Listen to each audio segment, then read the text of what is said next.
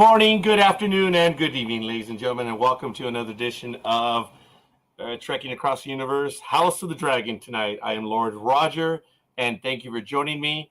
I'd love to hear your comments. What we're going to do tonight is we're going to go over House of the Dragon, episodes 4 and the newly released 5.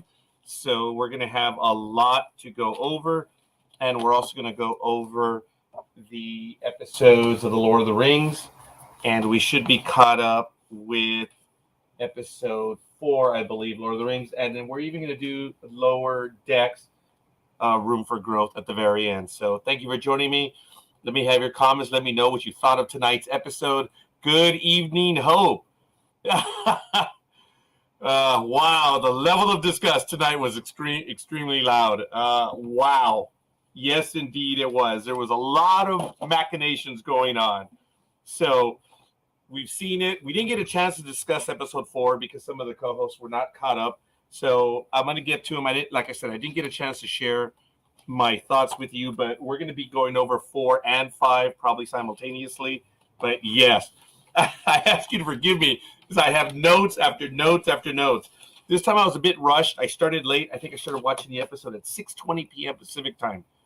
So I just finished up maybe 10 minutes ago watching the episode.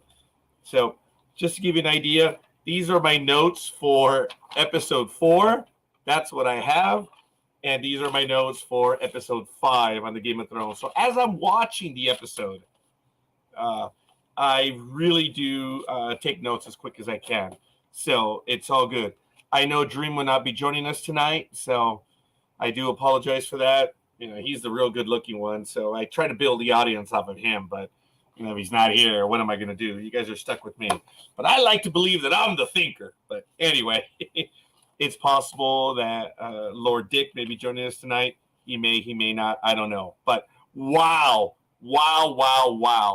What a surprise. Thank you, Hope. Appreciate the love. And thank you for the like. Folks, don't forget, let us know who you are and where you hail from. We thank you, and we need your likes. And all your comments as well. It's what makes the program go. So, episode 4, I'm just going to get through it quick so we can say we got through it here on the program.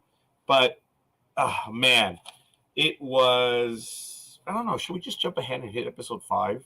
I don't know, you guys tell me. But in episode 4, we saw what was going on, that Rhaenyra was having to go around and meet with so many people. And yeah, you know, she's going to do what Daddy says, and she's going to try to find one. But an offer is made later on to have the wedding or the marriage between the Valerian family and the Targaryen. And that actually... yes, the starfish scene. Yeah, we're actually going to be able to do that. You have to remind me about that one. The starfish scene. See, I am a little stressed out because now we're going to stick to the schedule, and that's just going to be it. So, yeah. Wow. Daemon returns. Wow. He returns to King's Landing. They added him a chair. They forgave him. Of course, you know, he had a crown, which he immediately gave it up to his brother. And, you know, hey, it is what it is. Who holds the steps? There's peace. They won. And now his brother accepts him back. So it was really cool. But it was quite obvious then Alicent and Rhaenyra were discussing suitors, which was kind of creative. They were talking about it being romantic, and Rhaenyra was talking about, I don't want to be imprisoned, you know, in a castle to squeeze out heirs, you know. But they start talking, and they get back together, and they're able to, I guess, make up for what had passed in the past. I think it was about 3 years or so. So I should have done this. Like I said, I should have done this last week, but it's all right. Of course, there was another 6-month jump. We did get 3 sex scenes this time, but I don't think we got any dragons in episode 4. But, you know, Alicent, of course, has a new daughter. And then Rhaenyra found the note, and she took it. This is after Daemon returns, and she goes out. She goes out a secret door and undercover clothes, and of course she finds Daemon. Both go into the city. I thought it was kind of something where I made a joke of it in my notes. Oh, uncle and niece on a date. So Alicent, of course, was tending to the king, and then the king calls Alicent. She's unhappy. She says, but the hour is late. But she goes to do her duty. And it was, I guess, sorry, being as old as I am, and being that I have daughters that are about their age, they're older now. It's just, it looks odd and strange and stuff. So I'm going to try to stick to the story. But it turns out that the young lady who plays Alicent is 18 at the time. Obviously looks much younger because when the program began, she was 15. I'm still disgusted by this, believe it or not. It's just, ugh. And then, of course, Rhaenyra still looks the age as well. But in real life, she's 22. So it doesn't change anything. It just, So anyway, I thought it was interesting when I first when I first noticed it, that the king married her. I suppose it was more sympathetic that he loves her. I mean, he does love his queen, Alicent, but she doesn't love him, because when they're doing the deed and they're getting it done, she's just doing it because she has to. That's when I realized, oh, she really, really has nothing for him. That's when Dad was doing it all. And of course, later on in the episode, they're talking about making all these different moves. And that's where the king finally realizes, dude, it's obvious. I'm being played here. But I jumped far ahead. So while the king does what he does, Daemon decides to do what he does with Rhaenyra. And wow, it was raw. It was tough to look at. And I understand that this is normal, even up to 100, 200, 300 years ago, that this is common. But for me, it's still like, wow. And then he leaves her literally hanging. So I didn't understand. He did look down. So is it the implication that he was not able to do what he wanted to do? I mean, it's obvious from the very first episode that he has feelings for his niece. And she actually does have feelings for him. As she grows older, I guess to mature more. And she was ready to go. She understood what was going on. And she was ready to go. And then I guess the soldier wasn't able to salute. Because there have been jokes about that throughout the episode. And in episode 5, well, we saw exactly the ultimate slam against Daemon. So Daemon has issues. And don't know exactly what it is.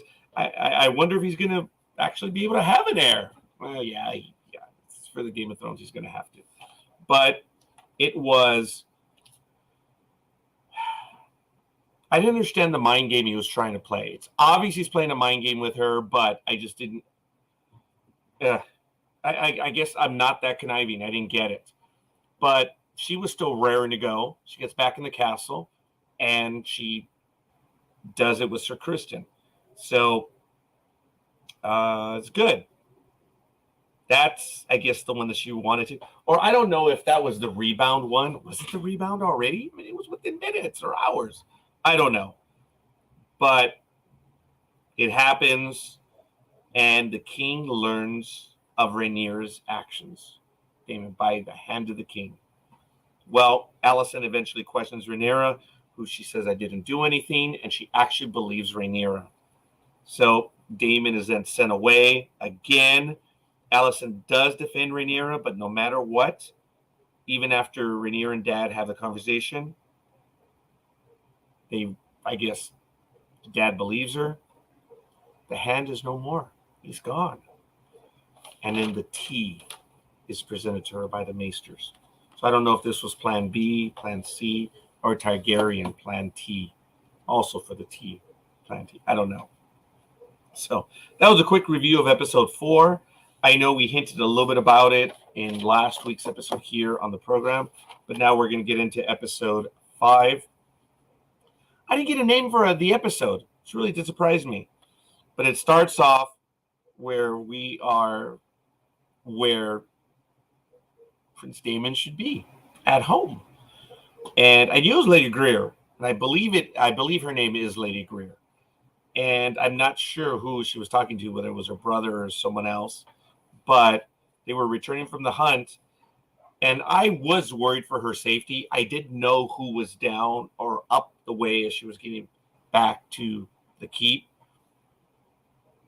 When I realized it was Damon, her cousin. Thank you, Hope. Okay, thank you for that. Her cousin, yes. Again, I'm not that sophisticated when it comes to these machinations. I thought he was just trying to make a grand entrance. But she was worried. She knew everything that had happened, threw it in his face, and he didn't seem to flinch. So, when she kind of reached for her sword, I was like, oh man, this is serious. This is bad. And sure enough, it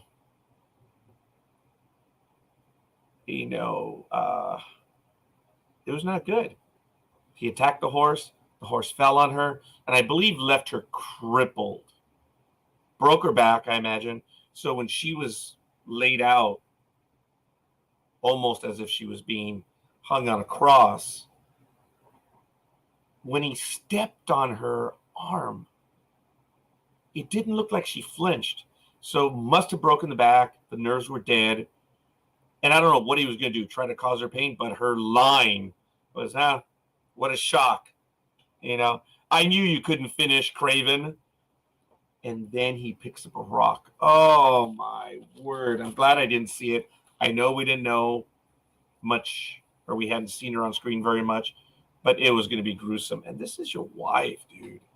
I know he has no feelings for her, and I know they were betrothed and all this and their political marriages, but damn, it was horrible. So I have to believe that based on episodes 4 and 5, where we are on what happened, I don't think there was that much of a time jump this time. I think it might have been just days or weeks. So this is the first time that there really wasn't a time jump.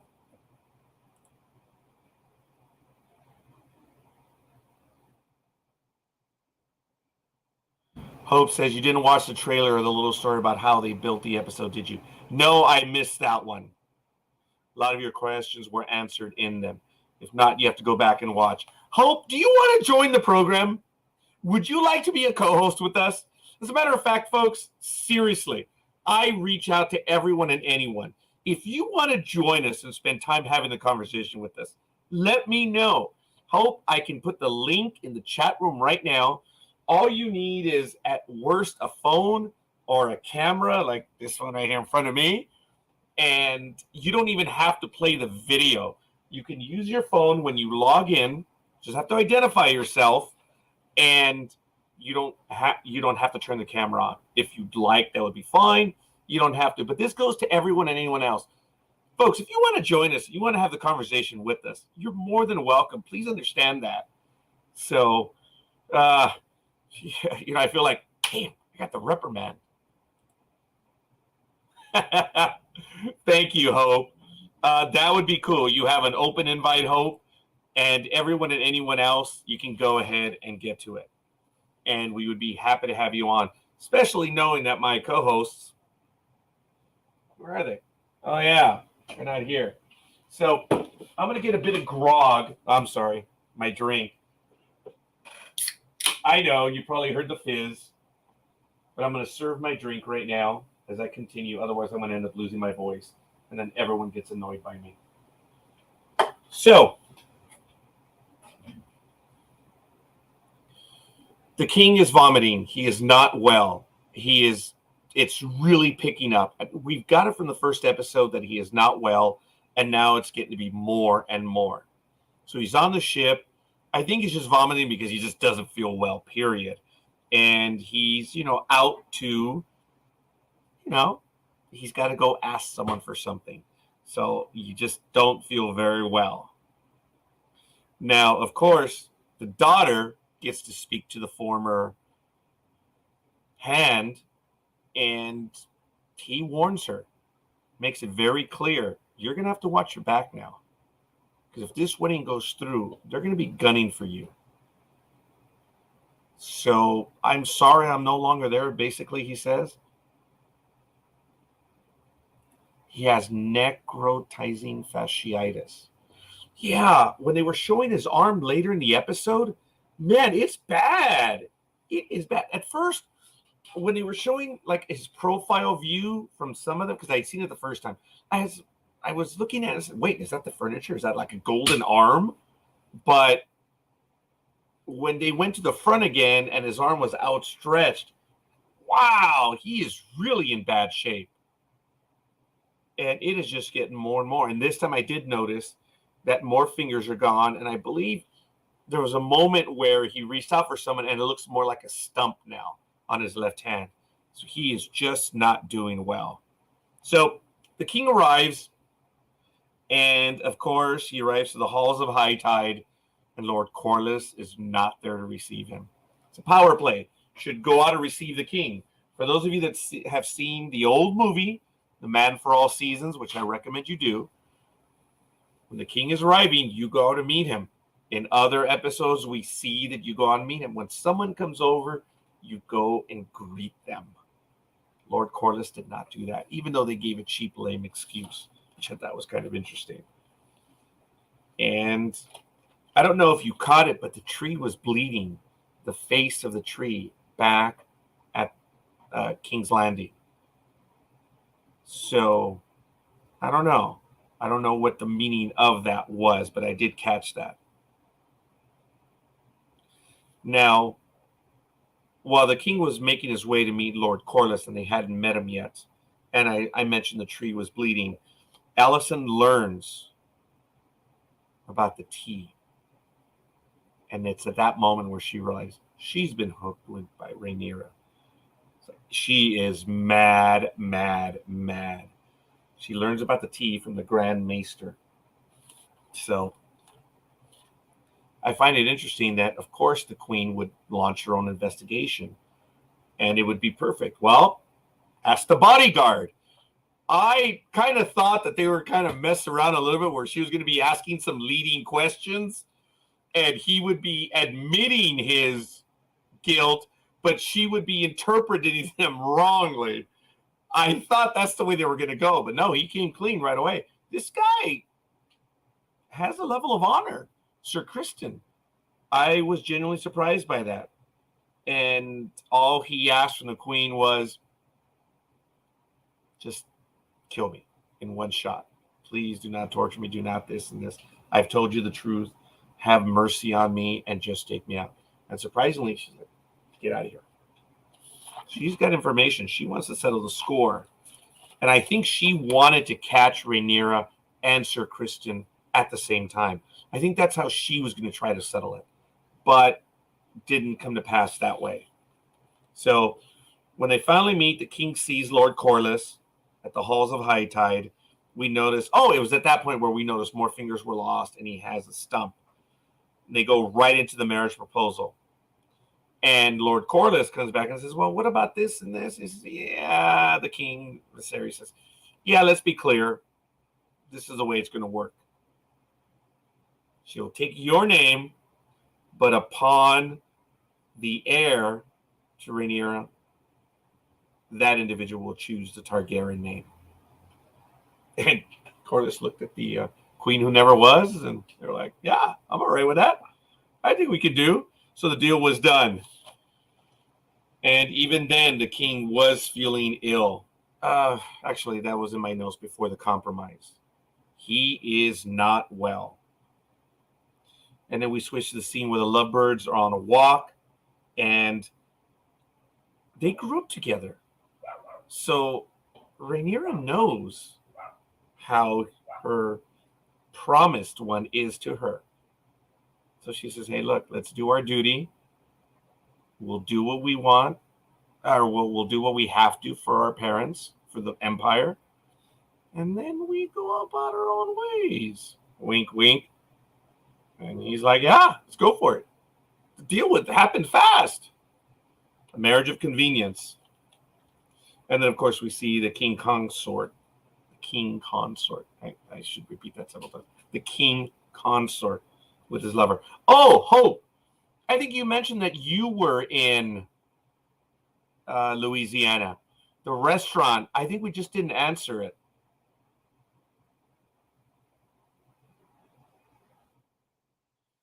Oh, I was going to give you the name of the restaurant right now.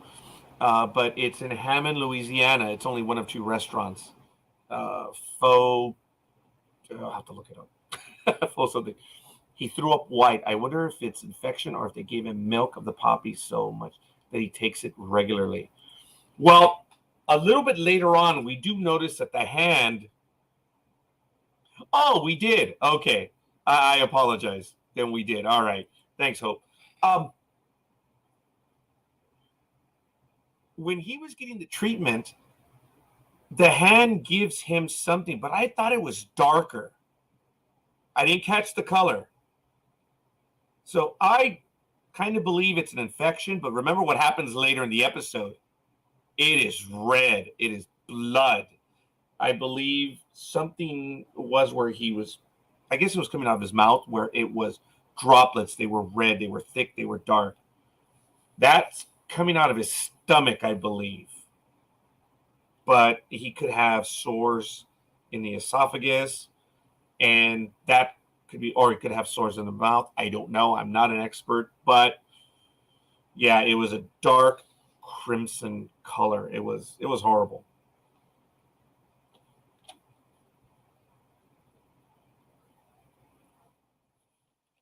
I had a note for myself, Rhaenyra and Sir Kristen. I think Rhaenyra will be nameless and free. I think she was talking to him about the fact that we'll be able to live this life and we'll be good. And it was interesting that they did not know about Rhaenyra's secret, but they do admit to it. And then the queen eventually speaks to Sir Kristen and flat out admits to it, and she says, "Thank you for your honesty." That was it.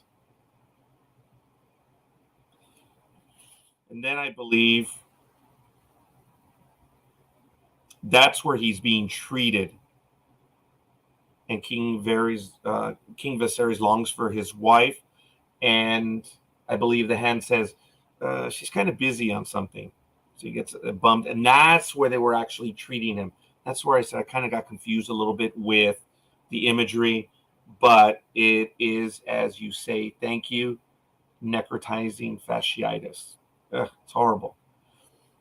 And the king's starting to feel time running out.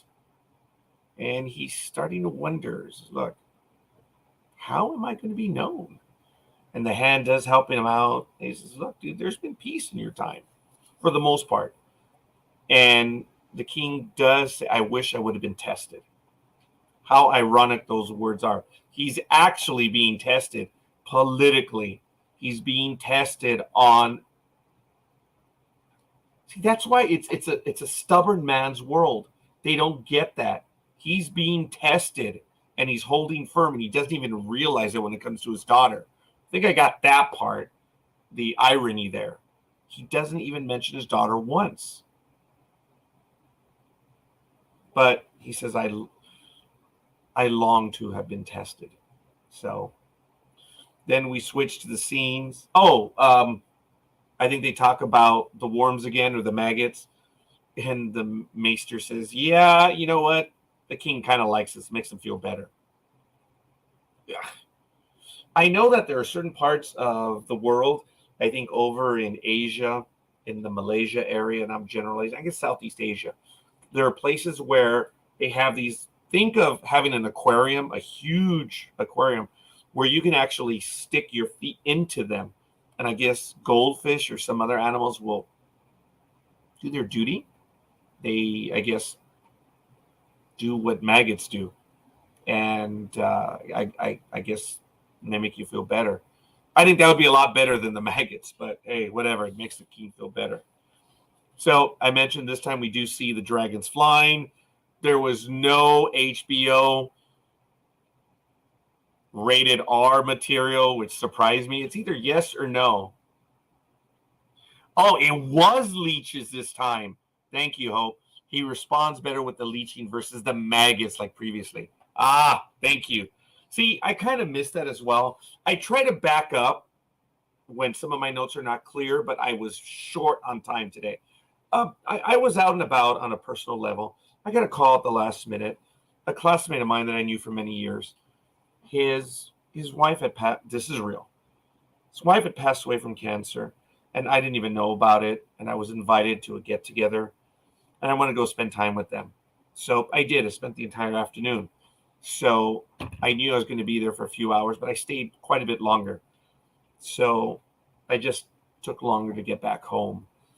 And I guess for real world issues, I was running late. I would gladly do it again. And knowing what he had to go through, it's nothing. My being late means nothing. So just want to make that clear. Love my brother. Went to school with him. And my classmates are my brothers. So I just need to make that clear. So I had that on my mind throughout the day. But anyway, we see the two dragons flying and then the wedding party. And they're talking about what is going to happen.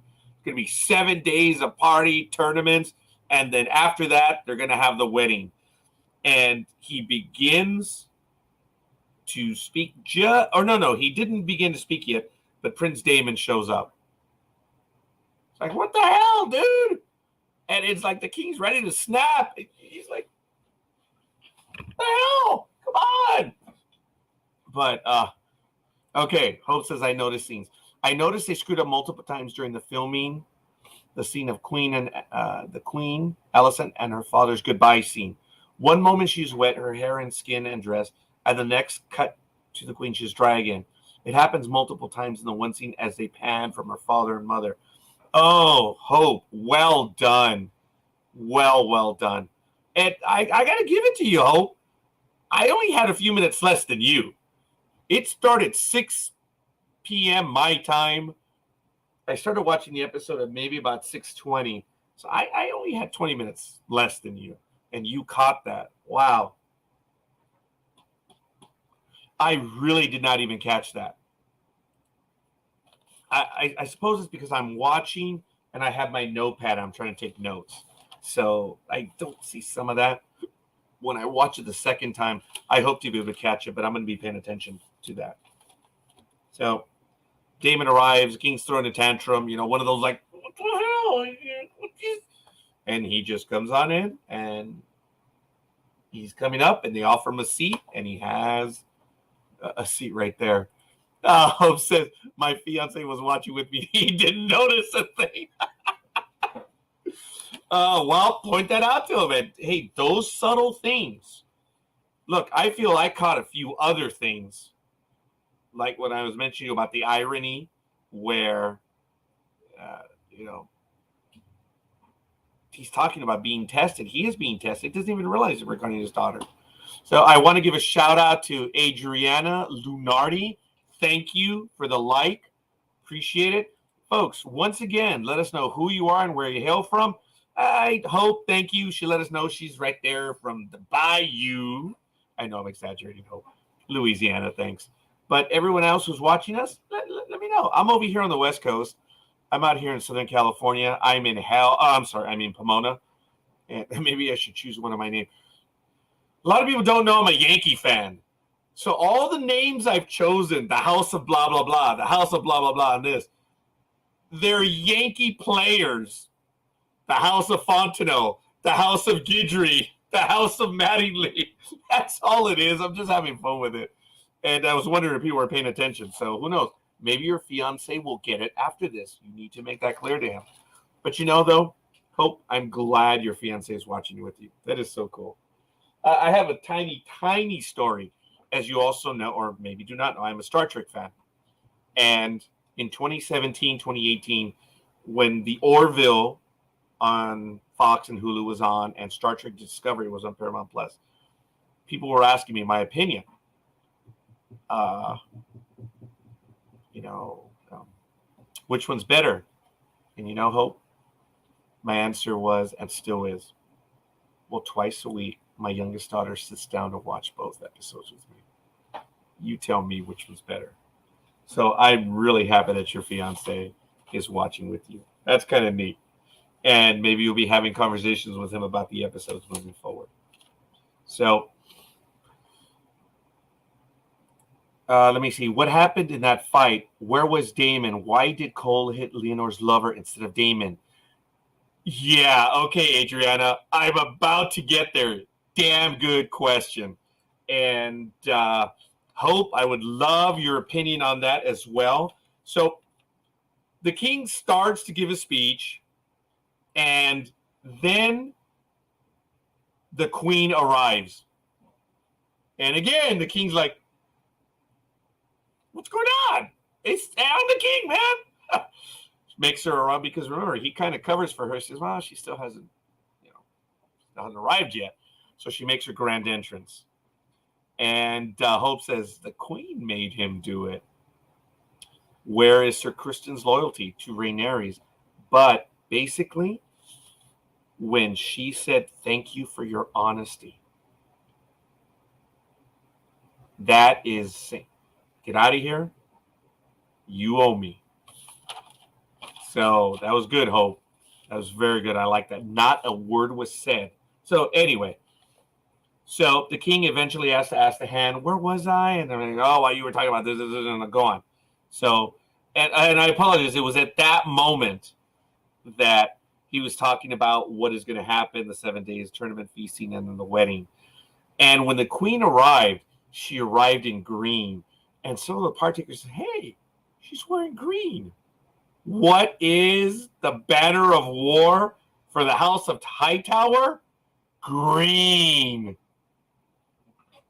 Now, in the world that I come in from Star Trek, that's like, hey, the ship's nearing us. Sir, its shields are up. Huh? Why? They're ready for war. So that was good, Hope. I like that. Yes, I agree. So, Sir then Gerald, who had spoken to the king earlier, comes up and ambushes Damon. And it looked like he wanted to take him out at that point. And Damon's like, who in the hell are you? I am the cousin of your former wife. And he says, oh yeah. Oh, by the way, about that.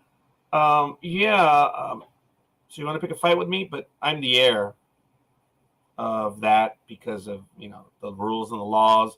So I think I'm going to go on up there and go make a play myself. So the celebration begins, the presentation, and they all start to dance after the announcement. And then Damon heads out there. He starts to dance. And then Damon is in the very back with Rhaenyra. And then, while that is going on, or maybe just a little bit before, Rhaenyra's husband's-to-be boyfriend goes on over to Sir Kristen. He realizes it. He's like, hey, look at the way they look at each other. So he went on over there, and he said, hey, we know the secret. Just want to let you know, we're all on the same team, man, and we're okay with it. So when the incident starts to happen, I really thought Damon was doing something. Like, he really brought her in close. Probably was, okay, so let's see. Hope says she made her choice, her son Aegon. She's out for blood with the princess, so when the day comes for a new person to take the throne, she can petition she has no claim, or her kids don't, as they will always be white with brown hair.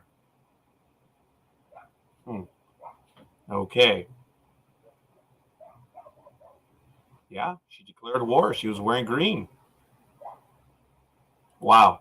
So, Adriana, you asked what happened in that fight. Where was Damon? Why did Cole hit Laenor's lover instead of Damon? Well, because he was just basically threatened. That's the way I saw it. And I appreciate that Hope says the queen made him do it. Well, He owes the queen, and they're indirectly protecting Rhaenyra anyway. So I was surprised that he did it in front of everyone. Why would you? I mean, you've already been pardoned. You may have a life where there's an opportunity, but he made a scene. He was ordered to do it. Thank you, Hope. I was figuring someone else did. I didn't think it was by his own volition. That would be pretty stupid at that point. Because Sir Kristen is not stupid. He's loyal. He's actually a decent guy. And he's honorable. But he was about to take his life. And the queen said, she's the one that stops him.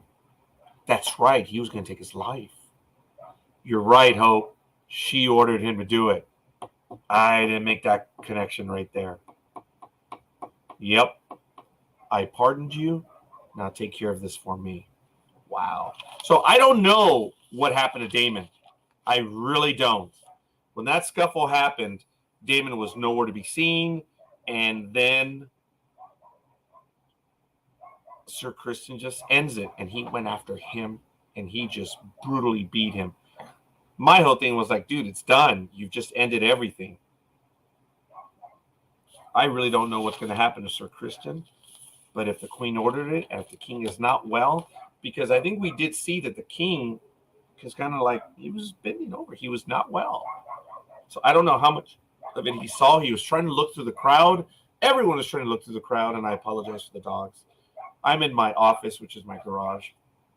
And I know you really can't. Oh, actually, you can see it. See right there?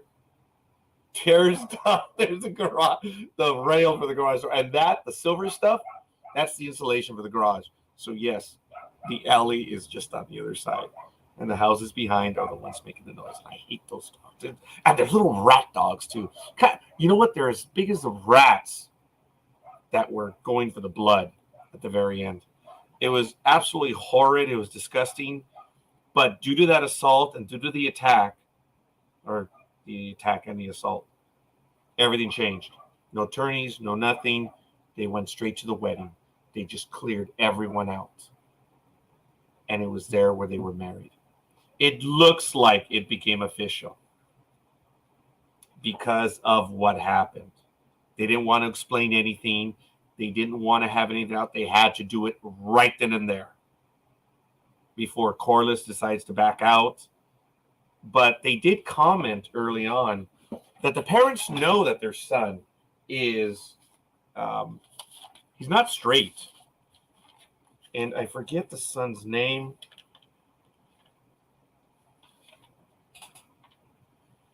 Oh,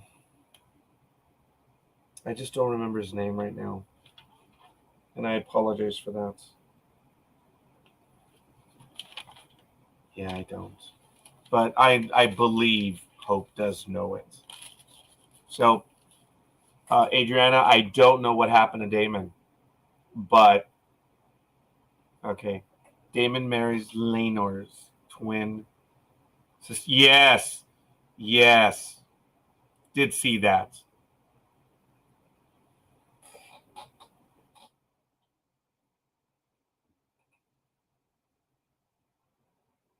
Thank you. Daemon marries Laenor's twin sister. Yes. Laenor's his name. Thank you. Because her name is Lyanna, I believe, right? Or Lena. And she's now about 3 years older now. She's an adult. No. I estimate in the last episode that we were talking that there was a 3-year jump. I don't know why I kept saying this. 3-year jump. And if she was 12 at the time, that means she's 15 now. Or thereabouts. So, yeah, she matured quite a bit.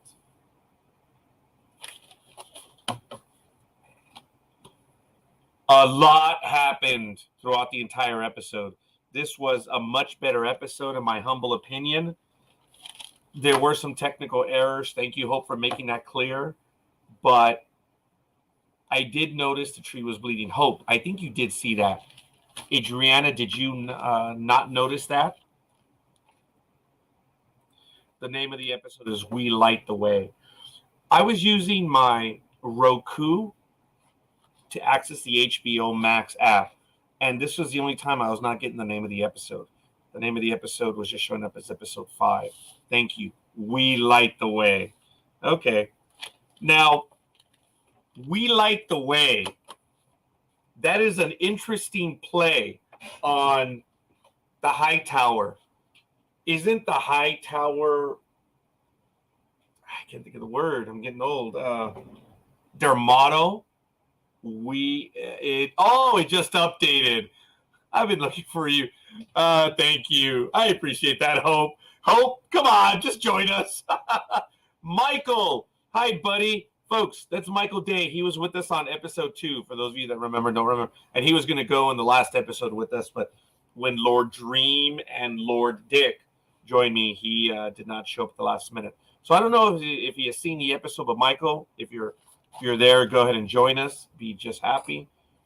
But there it is. Michael, Hope says hi. So, again, I thank you for that. Isn't the High Tower motto is We Light the Way? Or We Are the Light, something like that.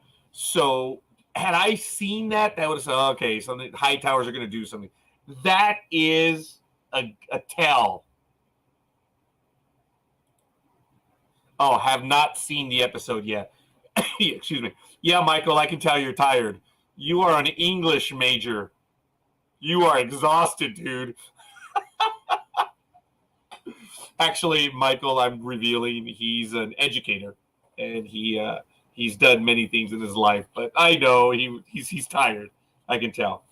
So, I purchased a book from Variety. I've been trying to find the magazine, and it was an entire theme on the series, which, of course, now that I'm doing this episode, I am not able to find that magazine. I may purchase another one because it has so much detail on. Okay, here we go. Yes, thank you, Hope. Yes. The sigil of Hausa is a stone white watchtower with the fire on top. Their words are, We Light the Way. Had I seen that name, I would have said, okay. So I got that one right, Hope. Thank you. Had I seen the title, it would have been okay, but I'm repeating myself so far. Look, I was really impressed with this episode. I'm very happy. This one had my attention throughout. I don't need the hardcore sex scenes that some other people would like, which HBO is known for.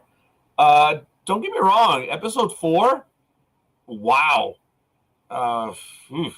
Again, being I'm an older guy, I'm a dad, and I have kids, I still see these two girls as kids.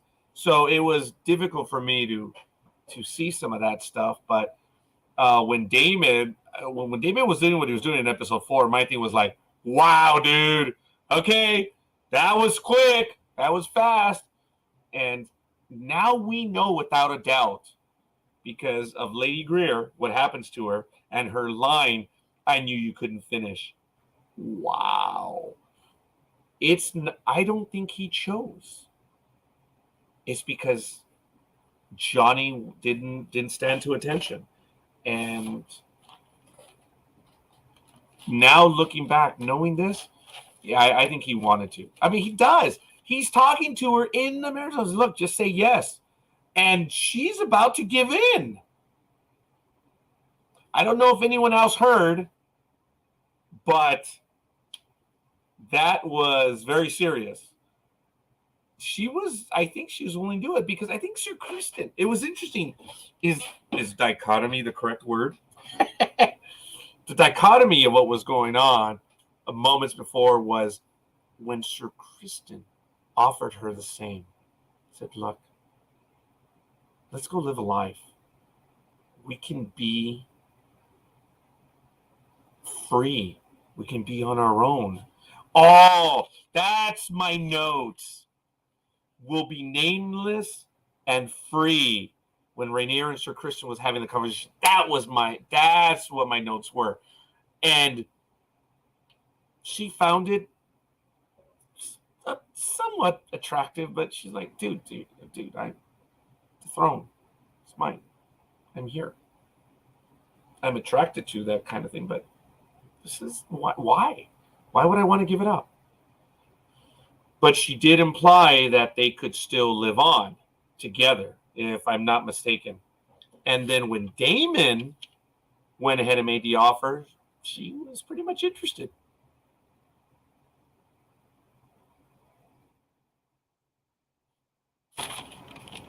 Wow. That is not over yet. There's going to be a lot more with those two moving forward. But I believe that is it. I did take a peek at the upcoming episode, and I believe we are done with these two young ladies. What an incredible job they did, both of them, these two young ladies. I believe it's Millie Alcock, House of the Dragon cast, and the young lady who played Alicent. I do not know her name. Let me see if I can get her right here. All right. Emily Carey. Wow. What a job these two did. I was really, really impressed. And yeah, I'm sorry. Switched to a different screen. I should have done it this way where I'm not staring at the computer and making a fool out of myself. Oh, she was trying to tell him without telling him that this is bigger than her. Yes. Yes, she was. So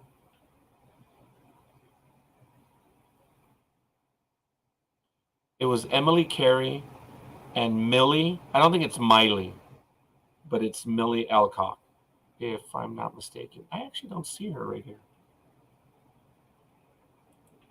Yes. Yeah, that's what I was mentioning right now, that we're done with those two young ladies. And I guess I meant the real ones that are there. And it's going to be, I think, another jump. I think this is the first episode that didn't really have a significant time jump. Every other episode was at least 6 months or 2 years or something like that. It was significant. Episode 4 to 5, I think it was just days. Yeah, I do too, Hope. For these 5 episodes, I've grown attached to both of them. They're really, really good at their I like their characters. That's a shame that we're done with them now. We may get them back in the future if they go back and tell, because these time jumps, stuff happened that we don't know about. And in my heart, they're going to return. Maybe not this season, but as early as next season. I hope they're not going to be doing the simultaneous storylines. I just think they're going to have moments where they will return. But that remains to be seen. But what a wonderful job. Matt Smith as Prince Daemon Targaryen. Wow. And, of course, Paddy Considine as King Viserys Targaryen. Impressive job. I give this episode, the other episodes, I've been a little low on the rankings. I know episode 3, I give it a C+.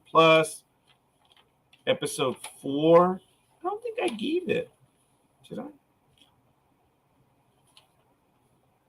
Oh, here we go. I'm losing track of my notes now. Oh, I think this is Heirs of the Dragon. I don't think I gave it a...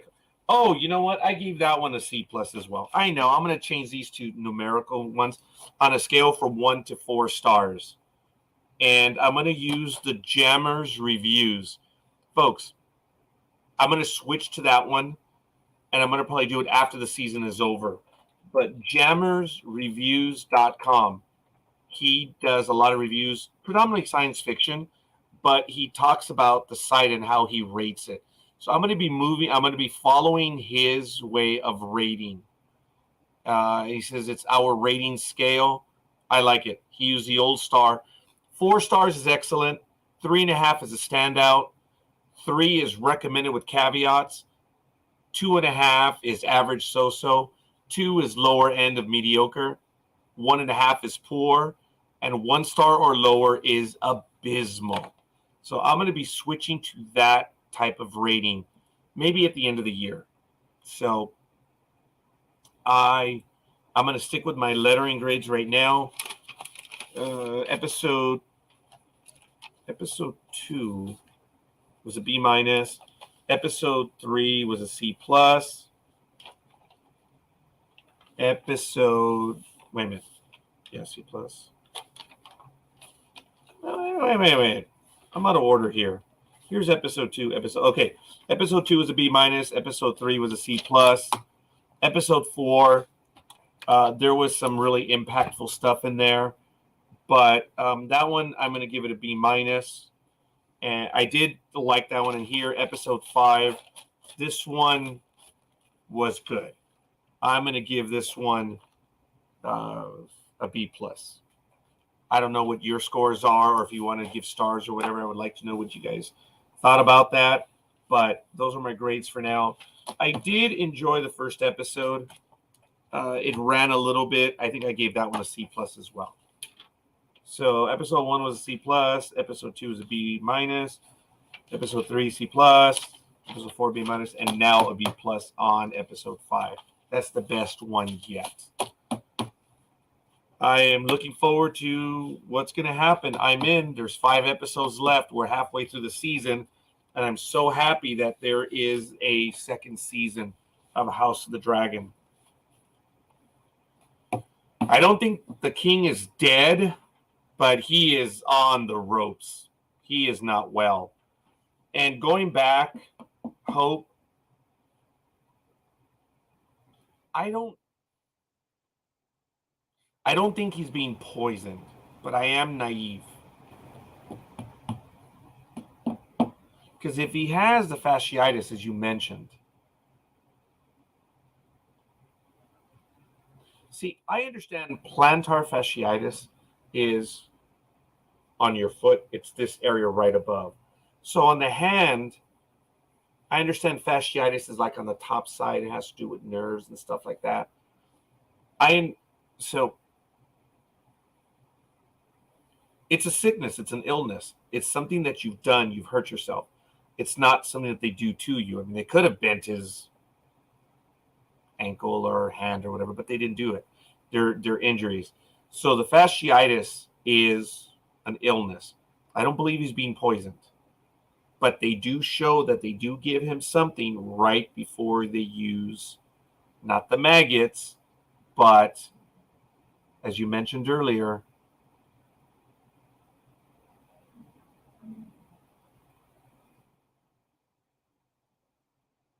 the leeches. Yes. So I like it. This was a good episode. I'm looking forward to seeing what they're going to be doing moving forward. Adriana, if you're still with us, let me have some of your thoughts. And Hope, I would love to hear your thoughts. And for everyone else watching us, folks, I mentioned in the first episode that I'm hoping that we're going to continue with this, in that I invite everyone to do a review. Okay, here we go, Hope. A serious bacterial infection that destroys tissue under the skin. Flesh-eating disease occurs when bacteria enter the body through a break in the skin. Yes. People with a weakened immune system can be at greater risk of developing this condition.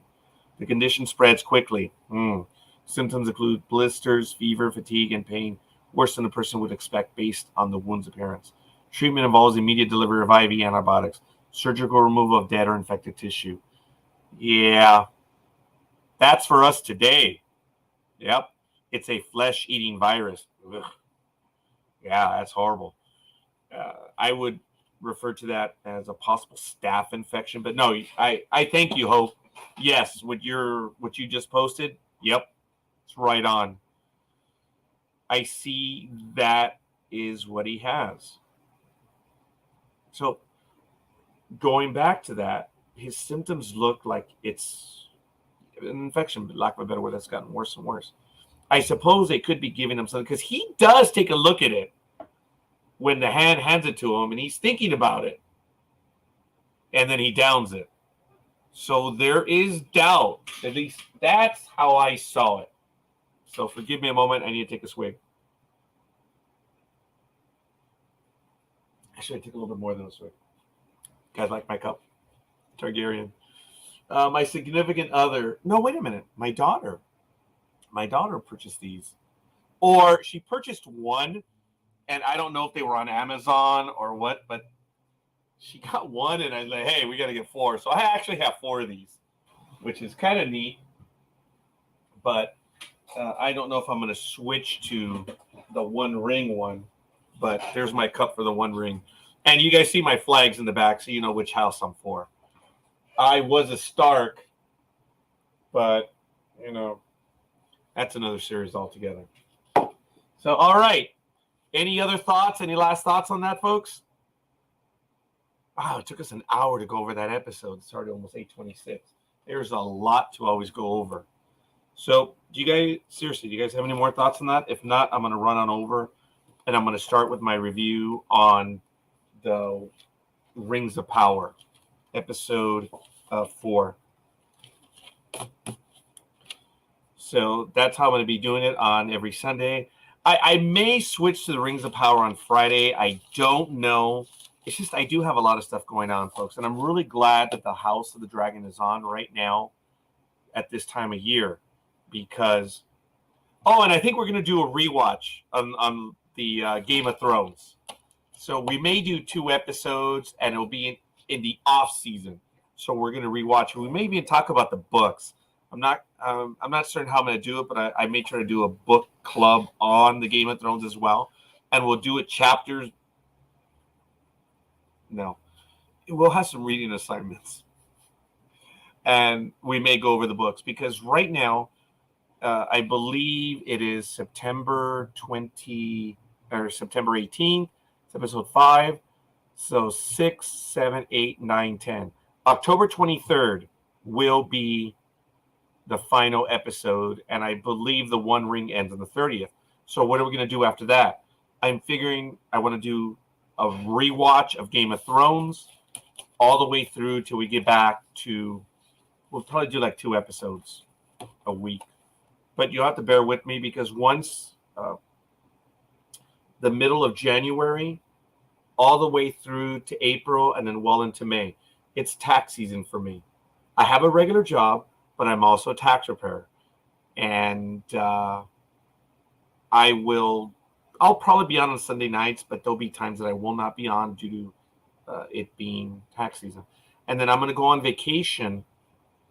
I believe the last day of tax season will be on Monday the 17th. So I'll probably be on vacation from the 18th or 19th all the way through the end of April into May. And I'm traveling. This past April, I went to Alaska for 9 days. Well, 2 days travel and 7 days up there. And it just changed my life. It was incredible. And I'm going to go back again next year. But I'm going to go to Hawaii this year because I've never been to Hawaii. And I'm probably going to go, and I'm going alone because I do. So I went to Alaska alone. So I'm traveling alone. Oh, I'm going to be in Washington, D.C. Oh, okay. I'm doing a lot of traveling right now. Next week on the 26th, actually, we'll do the episode on the 25th, but on the 26th through the 30th, I will be on vacation. I'll be on a cruise. And then in October, I know I'm going to Seattle. I'm going to Texas. I don't know where else I'm going. Just a day or two, just like a weekend trip. And then on December 1 through the 5th, I will be in Washington, D.C. In November, I hope to be in Louisiana. I don't know exactly when. Lord Dream wants me to visit during the holidays. Do you know what the Red Wedding is? I know. So I just ask you to bear with me because I am going to be doing a lot of traveling. So I don't look, we're going to get through the season easy enough. But in the off season, what I'm going to do, I don't know yet, but I hope to keep the regular program going on. Thank you, Michael. Yes, we have our guest, folks, William Davis on October 3rd. That one is confirmed. It is Monday night. I don't know if it's at 6 p.m. or 7 p.m. Mardi Gras. Yeah, or Mardi Gras. That's in February or March. That's tax season for me. I cannot get away. But we do have guest William Davis. For those of you who have seen Amazon, the series Upload. William Davis is on.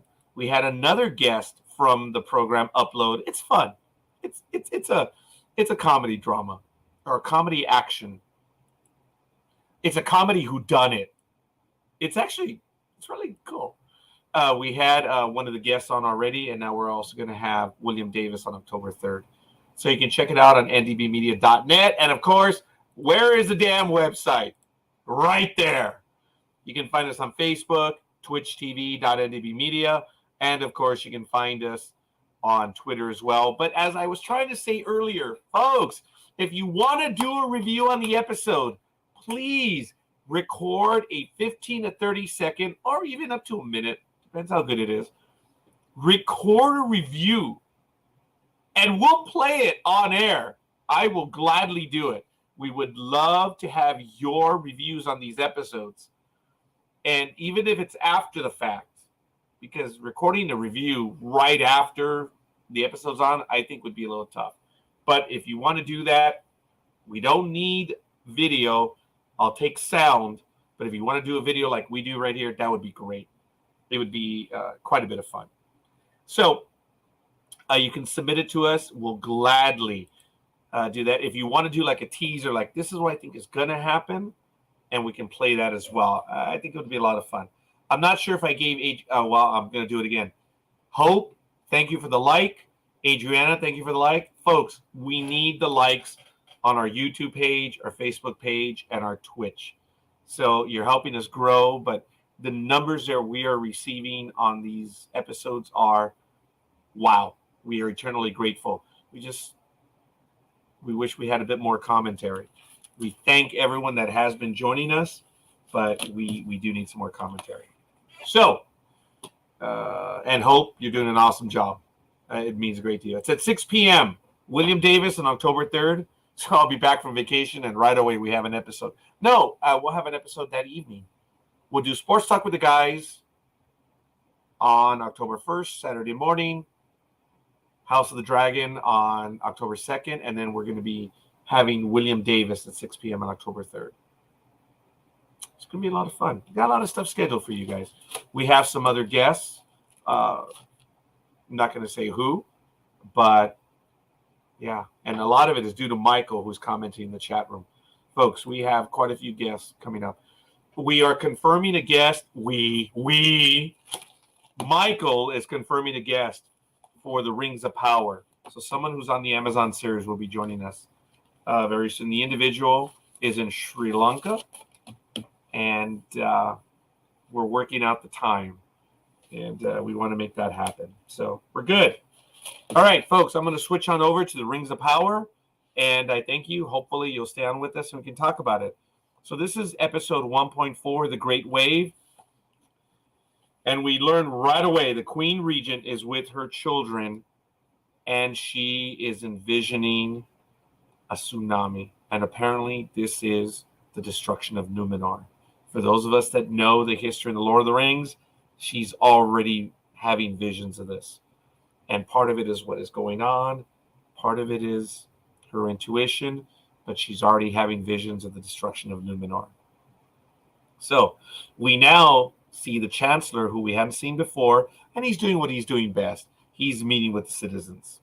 So it's political craft. He's good at it. And the Chancellor comes across a few Numenorians are unhappy. They're accusing the Queen Regent, or no, they're accusing someone else of being an elf lover, or maybe the Queen Regent. Could have been. And this is a big deal. Numenorians are not happy with the elves, and it's just really disappointing. But some of that history is going to be showing up a little bit later. We'll understand why. But the Numenorians are not happy with them. They don't want to have anything to do with them. Now, the Chancellor interrupts this plaza event. He says, "Trust my hands. Numenor will remain a kingdom of men." We have noticed that the elves are in the south, the Southlands. But actually, they were pulled away in the first episode, if I'm not mistaken. So the elves are everywhere. They're protecting from the evil. and they realize it's been forever. Morgoth is dead. Sauron hasn't been seen or heard from in ages. Time to pull back the army. And they start doing that. So, of course, Galadriel does warn the Princess Regent of Sauron, proposes a renewal of the old alliance, and backing of the kings of the Southland. She's like, we got to do this. And turns into a big old argument. And then we see Galadriel. First, it was, what's his face that was put into... Who is with her? It wasn't Arondir. Oh, I have his name in here. I am older. I'm forgetting the names. Oh, Heldred. He is, he assaulted. Well, they assaulted him, but he beat the crap out of him, so he's in jail. And now Galadriel is thrown in, and of course it's for sedition. So then we see Isildur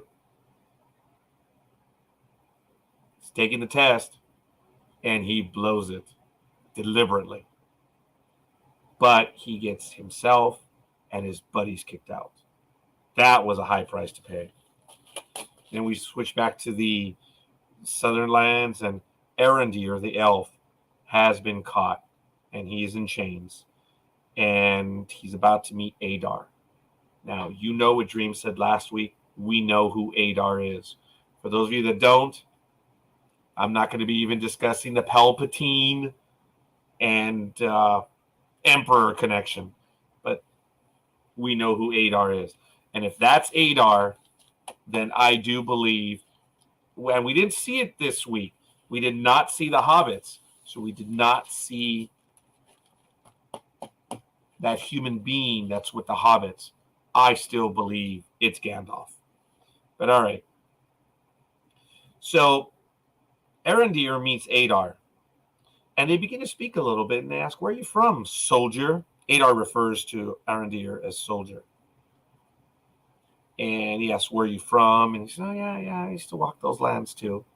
Because he has almost like elf ears. And Arondir does notice this. And he asks, why do the orcs call you father? And Arondir, or Adar, says, you've been told many lies. There's many stories.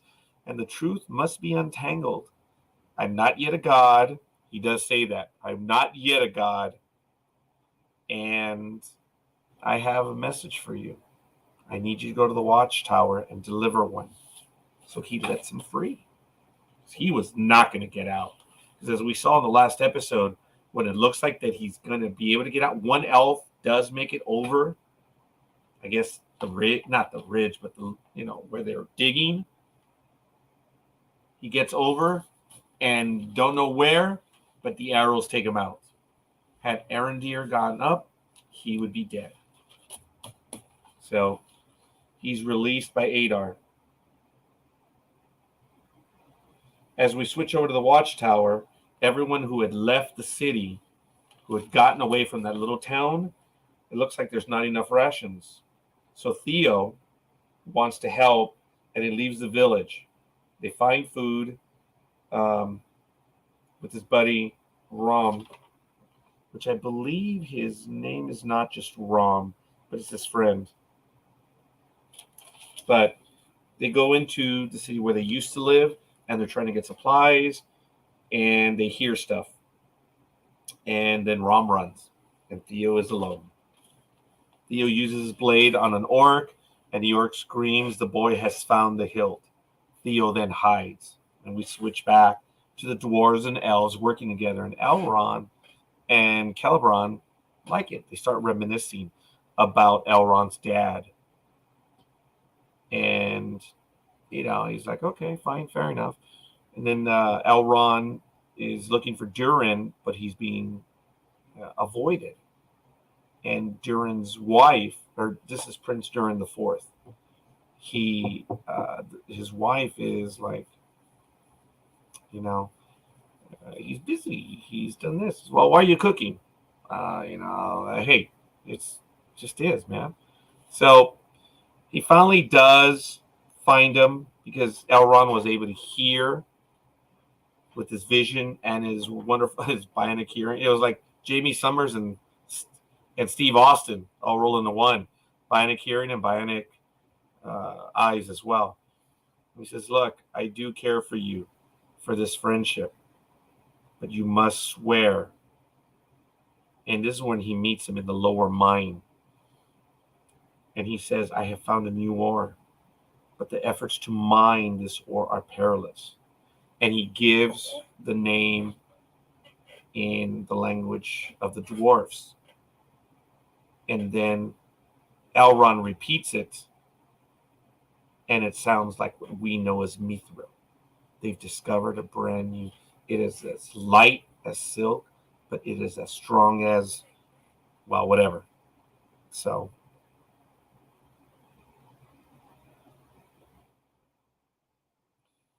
there was a passing scene, which I didn't want to comment on right now, but then we find Galadriel is pacing in Numenor, and Haldred is just lying down like, "Hey, you know what? You gotta calm down, woman." So this is what happened. You know, what's going on? Well, you know, the sedition stuff. Says, "Look, did you think about it? Have you thought about what you're doing? You haven't taken the time to think these through." So he actually slows her down and gives her that impetus to think things through before she says or does something. So the Queen Regent is passing judgment on her sedition. Says, "You will go back to the elves." But as they are about to arrest, as they open up the cell, she's obviously not going to go by her own volition. They want her out, but they're going to put, I don't know, metal bars or something, some sort of metal binding to control her when they head south. And just as they're about to do it, she turns the tables on them and kicks the living crap out of them. And the Chancellor's like, he's going to pull his sword, and Haldred says, "Yeah, I don't think you want to do that." And he doesn't. And of course, she escapes. And then we see Aaron and Isildur. Actually, they were speaking earlier, but oh no, Arryn was speaking, I believe, to her brother earlier. But now she's speaking to Isildur, and they're talking about his failure. Isildur is failed, shame to the family, and he's destroyed his friends' lives. And then, while that is going on, we see that Galadriel meets with Tar Palantir. She's there to speak to the Queen Regent, Meret's dad. And it turns out that the Queen Regent is there. She says, "Of course, where else would you have gone?" And sure enough, they meet. And they agree that it's a time for truth between the two. Now, the Queen Regent, Miriel, talks about his illness, and then she says, "Look, I want to show you something." She removes the cover off one of the 7 Palantirs. She mentions the other 6 are lost or are hidden. Come and touch it. And the moment she touches it, it's a lot different than what we saw in the Lord of the Rings. It actually changes form and encases Galadriel, for lack of a better word, and takes her in. And she sees, after it happens fast, it's like a wave is coming up on Galadriel and swallows her up. And she says, "You saw Numenor's future. Because of that, I will not join the fight. Numenor will not join the elves." Says, I'm not going to make the decision. I'm not going to risk Numenor. She says, "But you don't know what it actually means. You might be seeing something, and you don't know the whole story. It might be telling you, if you don't do this, that will happen. Or if you do this, that will happen. You never know." So Meret says, "Nope, sorry, you got to go." And that's where it happens. So we switch over to the Watchtower, and of course, Rowan, which I called Rom earlier, returns without Theo. Like, where is he? So his mama Bronwyn says, where is he? She decides to go get him. Then we switch back, and it looks like Theo is trying to get in and out. There are orcs all over the place, and he zigs and zags through the village, and it's pretty bad for him. Theo is then discovered, and just before he's about to be taken out, Arondir or Arondir saves Theo. They run, and they run, and they run, and then as they're trying to get away,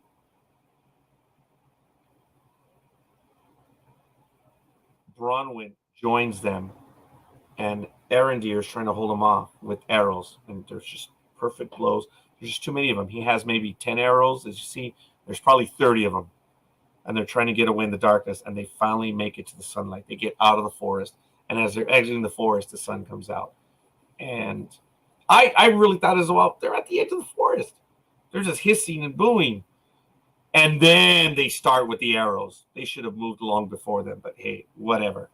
So then we switch to the dwarves are celebrating, they're singing, and they're doing so because it turns out that the wife of Durin was singing a song. It was a plea to the rocks to release the miners. Apparently, they were mining because Durin had told Elrond, no one can know what I'm doing. My father says we cannot do this. But now there's been a cave-in, and we're trying to save all these people. And Elrond was noticing that Durin's wife was able to get a funny reaction out of the rocks. And she explains that it was a plea to the rocks to release the miners. And then they find out that all the miners were saved. And Durin is all bummed, whatever. Elrond says, look, we lost 20 years, pal. Your time is more finite. Do not waste what time you have left with yours. Because Elrond says, I wonder what my father would be thinking of me. He mentioned that earlier when he was talking to Celeborn. And he mentions it to Durin. And Durin goes to his father. And they speak. And King Durin III says there's nothing to forgive. But they do talk about each other. And they're talking about what Elrond is doing. He says, do you believe in intuition? Well, use it. Go to Lindon to find out what's going on. And we switch back to the south at the watchtower. And Bronwyn thanks Arondir, but he was immediately told that Arondir has a message from Adar. You may, if you forsake all claims to this land and swear fealty to Adar, you guys will be okay. And they have not much time. It's like something's going to happen fast. And it's like they're looking at everyone who's there. It's like there's not enough time to get away. It looks bad for them. So they are in a spot. So Theo meets up with Waldrick right there at the watchtower, and they compare. They're both marked, and I don't think Waldrick knows that he has a hilt, but there was a recognition, and he says, Sauron's time is near. We must be ready. Save your strength, he tells Theo. And then the orcs know that Theo has the hilt. And they say, Father, we found it. It's at the watchtower. And we're watching Galadriel then leaves Numenor. But then the white tree's petals begin to fall. And they recognize the phrase, or not the poem, but more like the declaration of what would happen. That the petals are the teals of Valar. So Muriel says, I will escort Galadriel to the Southlands and Middle-earth. And they decide that they're going to leave in 10 days. And who decides to volunteer? Because they ask for volunteers to accompany the queen. And one of them is Isildur, his buddy Ontamor, and Valandil. And that is where we end the 4th episode, that they're going to be leaving to the Southlands. This one was entitled Room for Growth. And This is a preparation for the battles, I guess. They've been threatened. Adar looks to want that hilt, and he looks like he's going to get it. And he's going to attack the watchtower. There are no elves. I don't know what is going to happen. I think they have to leave. They should forsake the lands and go. So I don't know if the Southlands are Mordor before it becomes Mordor. I think it is, but I'm not certain about that. I'm going to have to ask Dream next time around. I did enjoy this episode. There's a lot of setup in it. I think we see some of the political stuff going on, and I'm going to give it a lower rating. I just give it a C+ this time around. The episode was okay. We know who Adar is. I'm not going to spoil it any much more than I should for the audience. If you don't know who it is, well, that's your thing. So, if there are any comments on that, on who you think Adar is, let me know. And who knows, we might be taking bets. But we're going to switch to Star Trek Lower Decks right here at 8:52 p.m. Pacific time. Room for growth. We now see what the inside of the deflector dish looks like. Kind of a joke. It's an ancient mass situation.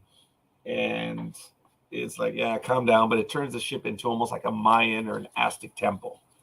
So it's turned into an ancient temple, and the crew is overworked. The engineers are not having a good time. So the captain decides to take the crew, the engineering team, to a mandatory vacation. So the three others, Tendi, Boromir, and what's-her-face, they hear Delta Shift talking about fixing the lottery to get one of the rooms that have become available. So they decide to follow Delta Shift or beat them at their own game on getting a room, one of 4 rooms that's available on deck 1. So turns out the engineers go out to this planet to get some treatment, and they are just not good at it. Their whole thing is they've got to fix what's going on. And that's them. They cannot take breaks. They cannot do anything. And it's tough for them.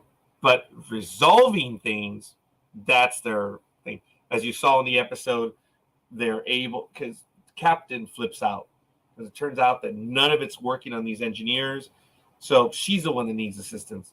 And she's on the planet. Nothing is working. So they come up with a device that will fix the captain, make her feel better in about 10 seconds. And she does it. She gets out. She's like, hey, I do feel better. And all of them look good, too.